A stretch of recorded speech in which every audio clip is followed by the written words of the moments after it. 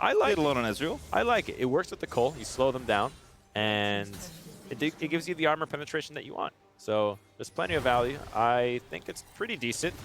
There's a lot of armor right now, but not that much, right? It's really mostly solo that's really stacking it right now. There will be the Zhonya's from the Iconic, but it's not like it's crazy amounts of armor, and there's not a lot of HP stacking. So I think that this can make a lot of sense for him when he's really far ahead to kite back and set them up. There it is, 106. Caught it right in the nick of time. It's pretty good. Danny feeling it. Has one item working on two. Jizuke, of course, is streets ahead of everyone. So doesn't really feel fair to compare him to everybody else, given that he is just permanently in the side lane, farming up like ye old Chovy. I guess ye old young Chovy. Yeah. Not that old. the old 18-year-old. Alrighty.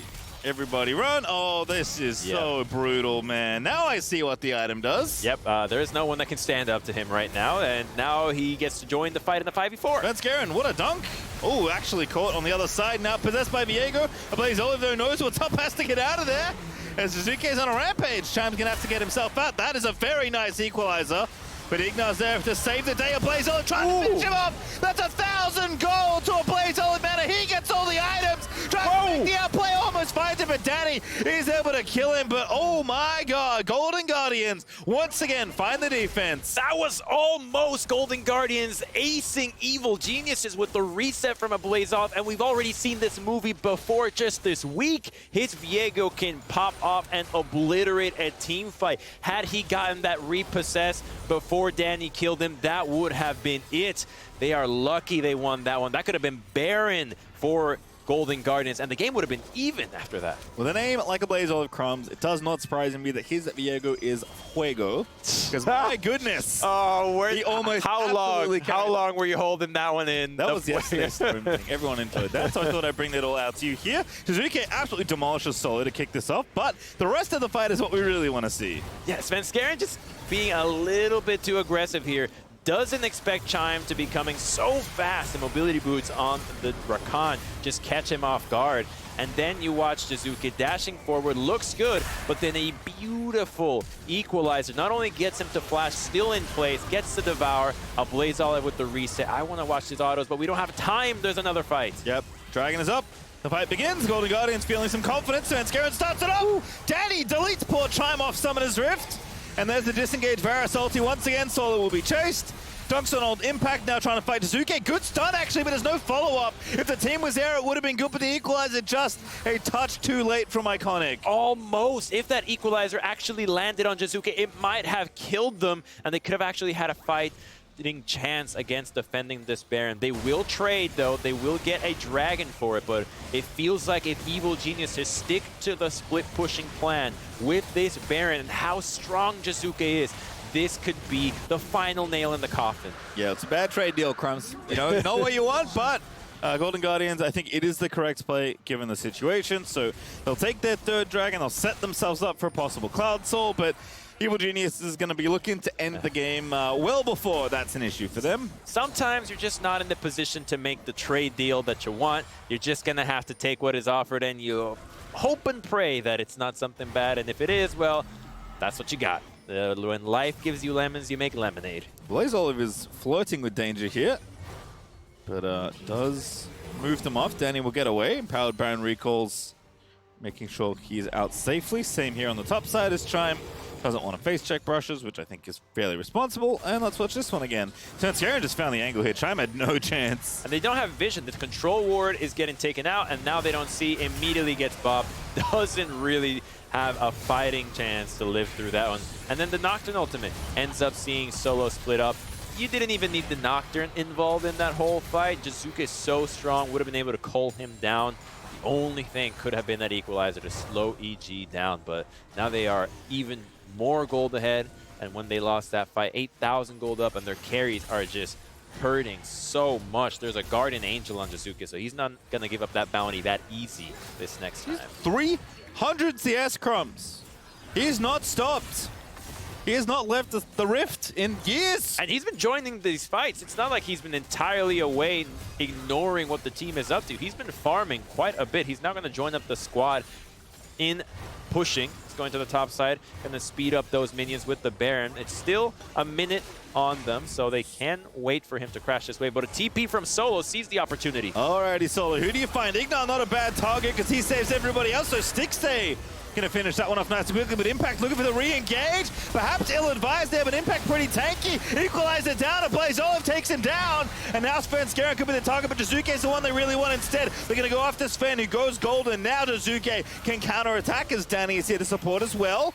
Q's very nice through the minions, but Golden Guardian's just backing away. It's a 4-on-3 now from Golden Guardians, but Jizuke's so strong, you've got to flash that. Stixay has to get out of there, does pop the summoner spell, and EG, even in the 3v4, Jizuke too powerful to ignore. They didn't kill the carries. The strongest members of EG still live, so they're able to still get an advantage with that Baron cracking the base. It's a big win for Evil Geniuses, despite not being the ones to engage that fight. Golden Guardians saw Jizuke in the top side. They had an opportunity to find Evil Geniuses, but when it's only the Tahm Kench and it's nobody else, it makes it so easy for the rest of the team to follow up with damage. A Blaze Olive went a little bit in too deep, thinking he had the reset. You can't blame him, though. There has been such a need for these hero plays from Golden Guardians to actually come back in this game. They need to just pull the trigger on these fights, and this is what they see.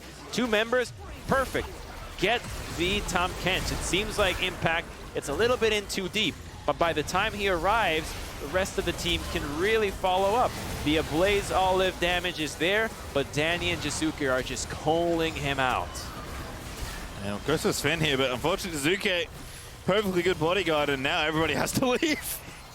Yeah, when the bodyguard arrives wielding pistols akimbo, you know that this guy means business. Certainly does, as dragging up in a minute 20, Golden Guardians may indeed get a chance to play for the Soul.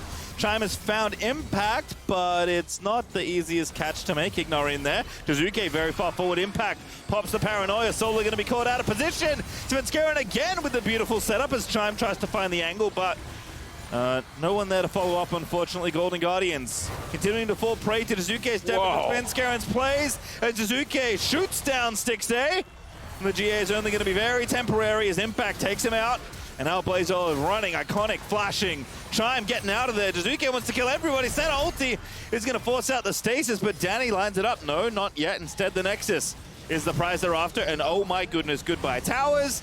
Evil Geniuses on the doorstep of taking yet another game this weekend. Golden Guardians will throw themselves into the enemy, but it's Evil Geniuses all the way.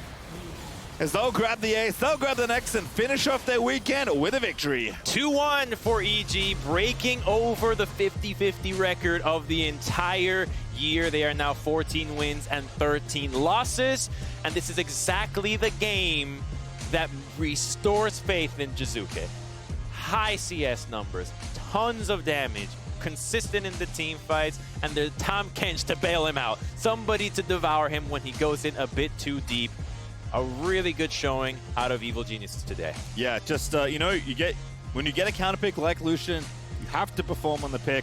He did. He got super far ahead in lane as far as CS goes. The Blaze Olive did what he could, right? That is, I think, how the matchup is expected to go. It is what Jizuke did after that that really mattered. The side lanes, the consistent farming, and just not getting caught out. I think that was a key element that I was looking for when playing the Lucian. It's something that happened last time he was doing it.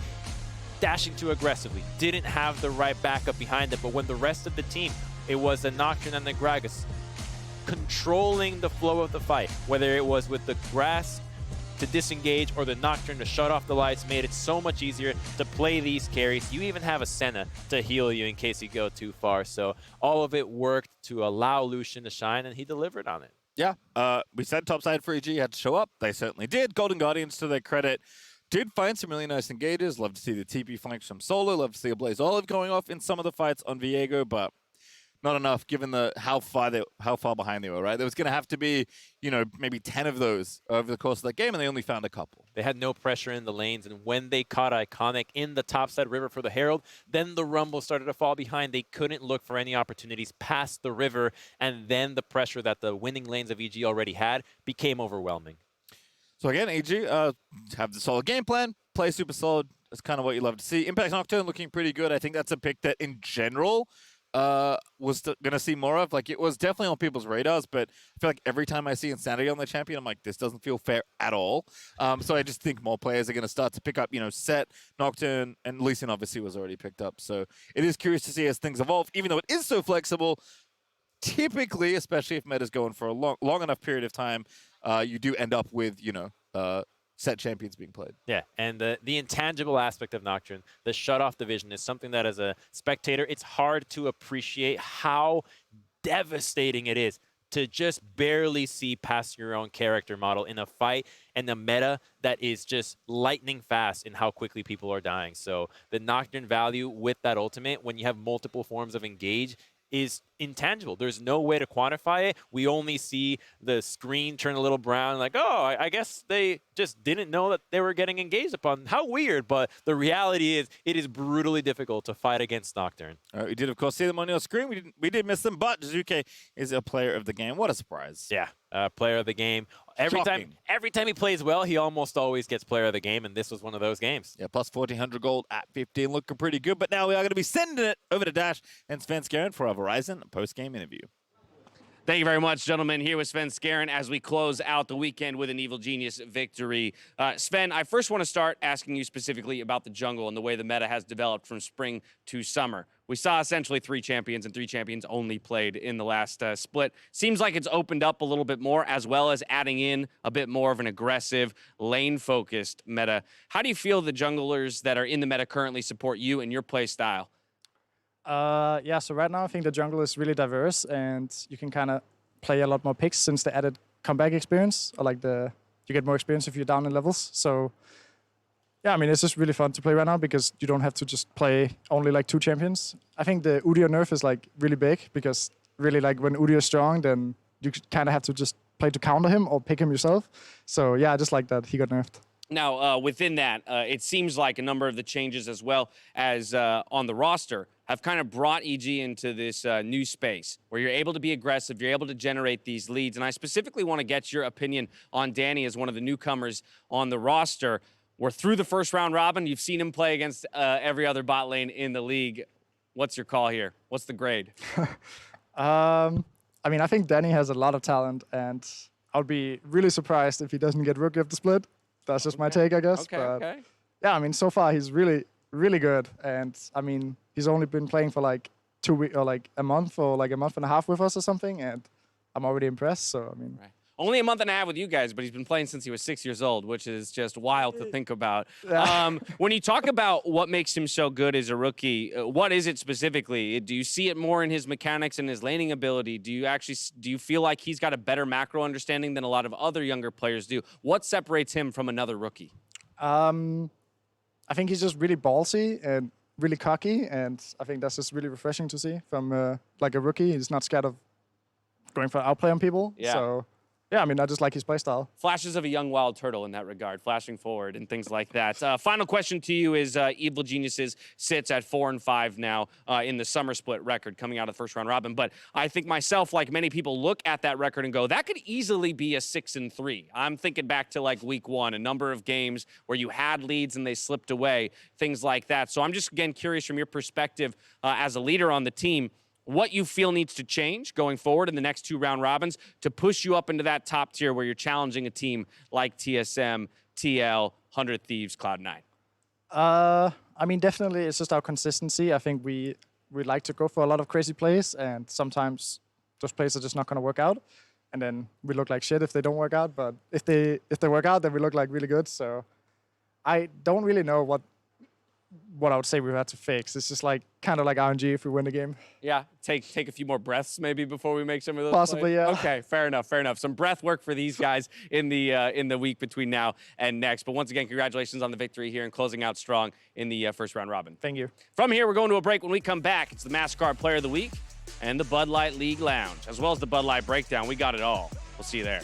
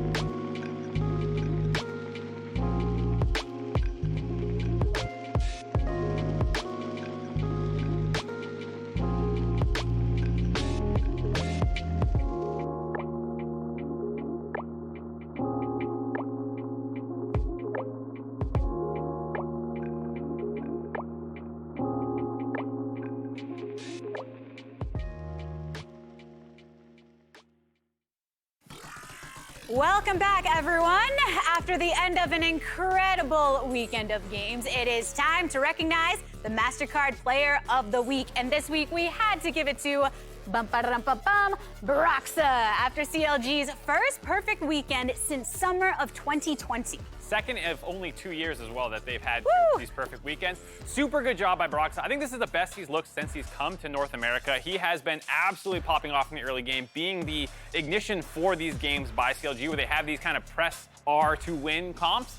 He does a great job of getting them off the ground and making sure that they're in a position to actually take these fights when they all have their level 6s unlocked, getting there. And then his Lee Sin game today was just so clean, showing that he still has the mechanics to execute on this champion.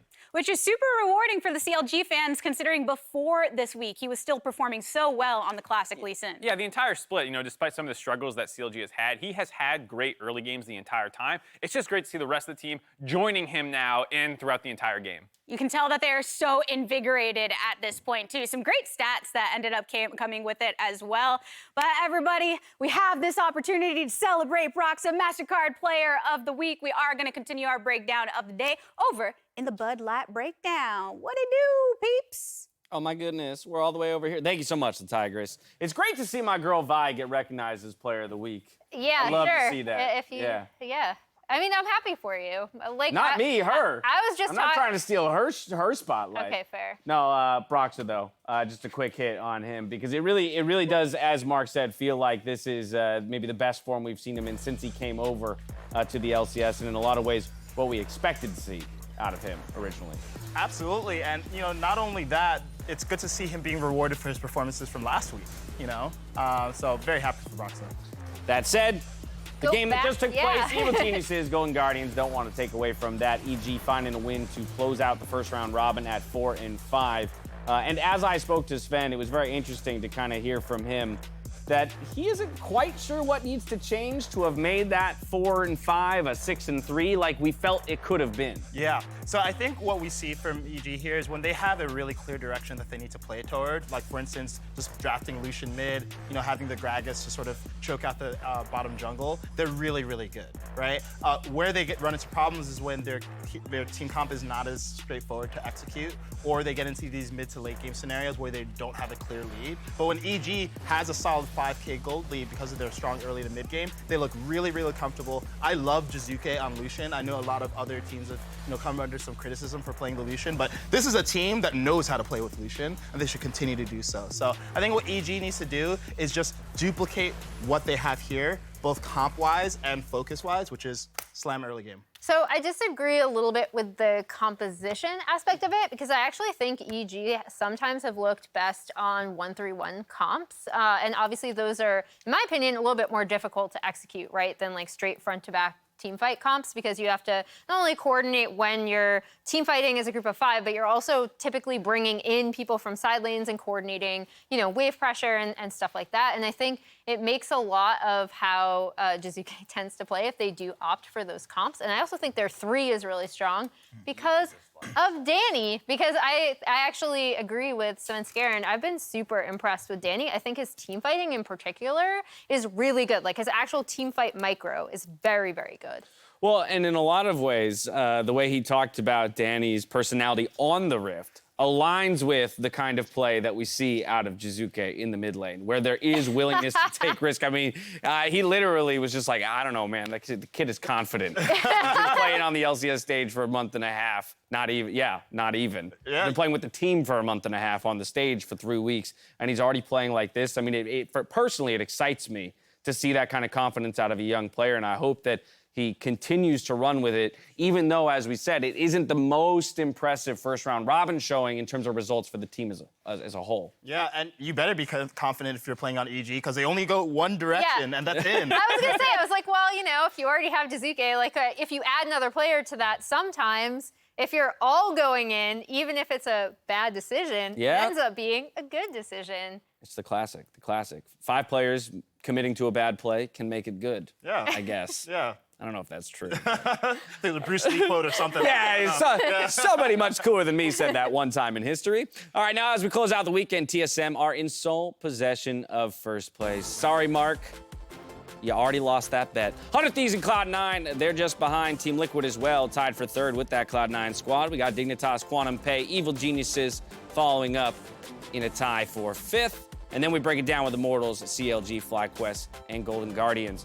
But that's the overall standings. For me, in summer, in terms of kind of evaluating where the teams actually are and who is most likely to make moves in the overall standings, I think you look at that second column and what it has been so far in summer. Yeah, you know, so the interesting thing here is, and I think one of the TSM players talked about it in an interview, is the teams that have managed to keep things consistent have generally looked really good. Like TSM didn't make any changes, right? And they just had to lean into what they're already doing, and they look great on it. Some of these teams that had unexpected roster changes or expected roster changes, but they're still figuring it out, with the exception of 100 Thieves, of course. Right. You know, have more struggled to find their footing at the beginning of the split. So now that we're done with the third round robin of the year, I'm interested in now going to the fourth round robin, who manages to hit their stride and just needed these first 3 weeks to sort of figure out how to make the new pieces fit together. Are there any teams on that list, Emily, that have either surprised you the most with their first round robin performance, good or bad, and or that you would expect their second round robin to be starkly different than their first?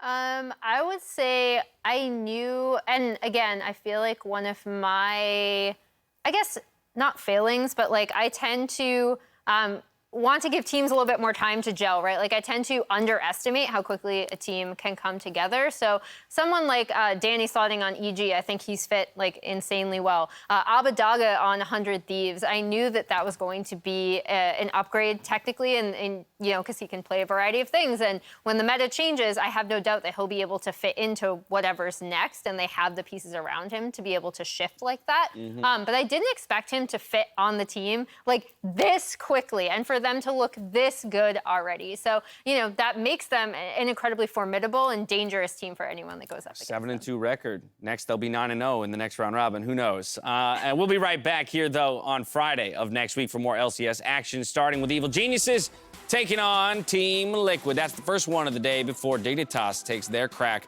at 100 Thieves. That's one of the squads I've had the most questions about coming out of the first round robin. Cloud9 versus Golden Guardians, Immortals taking on CLG, and TSM FlyQuest to close out the day. Let's talk about that Dignitas squad, because while there have been a number of changes, both mid and in the jungle, and they look to be struggling to find their footing, they're kicking off the next round robin here in summer with one of their toughest opponents. They are, and you know, I think for Dignitas, it's clear that they've been trying to figure out like how do we advance past the point where we're at. Yeah. You know, because if they want to break into top 3, which should be their goal based on the potential we saw from them in the last split, you know, they do have to make changes to try to shore up, you know, weaker parts of their play overall. And I think that's what the initial change with Yusui was around.